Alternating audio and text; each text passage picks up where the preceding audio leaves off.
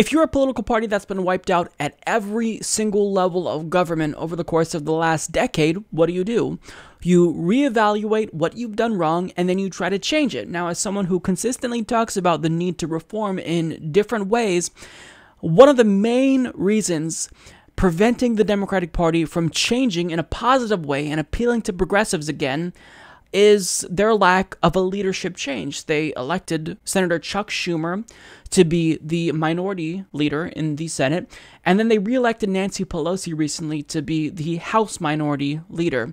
And these are things that you just can't do if you actually want to appeal to new voters and appeal to people that you lost over the course of the last 8 years. And furthermore, when you elect someone like Tom Perez as the DNC chair, who has never won an election and who is a corporate tool, then good luck trying to win. So what we need to do now is we need a leadership change. That's what you want to do if you're a Democrat that wants to win. However, Nancy Pelosi, after she has received numerous calls for her resignation, is remaining defiant, and she is refusing to step down. So Politico explains, a defiant House Minority Leader Nancy Pelosi on Thursday said she has no plans to step down anytime soon, despite calls from some rank-and-file Democrats for new leadership and at least one meeting to plot to replace her. Pelosi spent a good chunk of her weekly news conference defending her longtime perch atop the Democratic caucus, at times even mocking colleagues within her party who have in recent days said it's time for her to step aside. I respect any opinion that my members have, but my decision about how long I stay is not up to them, Pelosi told reporters. My caucus is overwhelmingly supportive of me. I am a master legislator, Pelosi declared. I am a strategic, politically astute leader. My leadership is recognized by many around the country. That is why I am able to attract the financial support that I do, which is essential to our election, I am sad to say. But as Nancy Pelosi was defending her status in the caucus, a group of Democrats were already planning a secret afternoon meeting to talk about potentially trying to replace her. A dozen Democrats attended the meeting out of nearly 20 members invited. Afterward, leaders of the group said no decisions have been made about what to do next, but that support is growing within the caucus to topple Pelosi.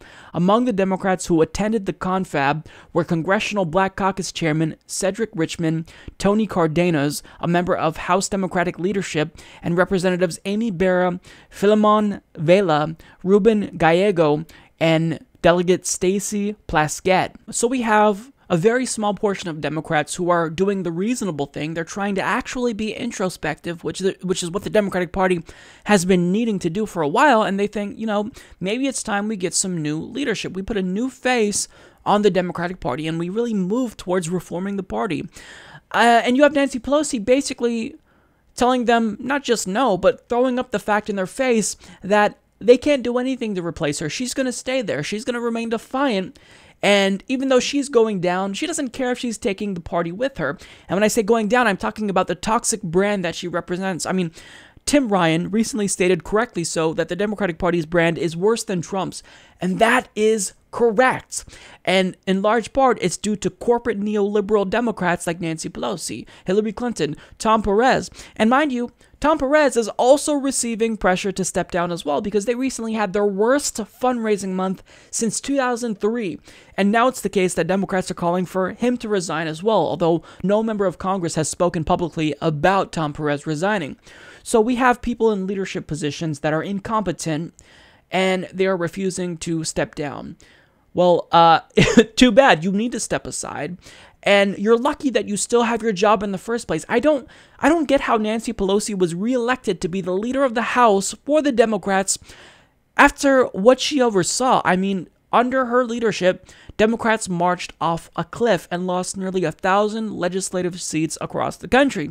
How could you not just resign in shame? And yet you have a tiny portion of people saying maybe she should resign. And she's saying, absolutely not. How dare you ever even ask? I am a master legislator. Well, one, Nancy, you are embarrassing yourself. Nobody talks about themselves that way unless they're a huge narcissist. And I know that since you're a multi-millionaire and you have hundreds of millions of dollars, I believe she's worth a little over 100 million. So, I mean, clearly you have an inflated ego, but this isn't about your ego. This is about putting forward a plan that will make Democrats win. And the only plan that will make Democrats electorally viable again is a progressive plan to go in the direction of Bernie Sanders. He's given you this blueprint. It's just this huge gift on what to do to not only raise money, but to run a campaign that's incredibly successful. And people will retort by saying, Mike, but he lost. That's true. He technically did lose, but he nearly won a rigged primary. And he overcame a 60-point deficit and nearly defeated a political behemoth like Hillary Clinton after the media gave him zero coverage. What he did was unprecedented. So, yes, he has in fact given you the blueprint, and there's a reason why progressive Democrats across the country, like Rob Quist and James Thompson, even though they lost their races, they improved the Democratic Party's chances in their districts. They did better than Hillary Clinton, unlike neoliberal shills like John Ossoff, and it's because they ran progressive campaigns. Maybe if the Democratic Party didn't surrender those seats, they could have actually won. But the Democratic Party, they're incompetent, namely because they're crippled by the incompetent leaders that they have. Nancy Pelosi, Tom Perez. Again, Tom Perez, he has not won an election ever, and yet we have him as the head of the Democratic Party, of the DNC. So the takeaway is that if Democrats actually do want to win, then Nancy Pelosi and Tom Perez and Chuck Schumer, all these incompetent leaders, need to step aside and allow the progressive wing to take over, because we are the ones with the winning strategy, because we are promoting populist ideas that are majoritarian policy positions, meaning a majority of the country supports what we're talking about. Medicare for all, raising the minimum wages. These are things that we're promoting because they're popular and because we believe in them. So it's time you get on board with that. And, you know, the Democratic Party, they can't get on board with that unless their leaders step down who have been dragging them down. So you can remain defiant, Nancy Pelosi, and, you know, even Tom Perez, but that doesn't mean we're not going to stop calling for you to resign, because it's the right thing to do. And it's the only thing to do if you actually want to stop losing. Support this podcast by joining the independent progressive media revolution today at humanistreport.com.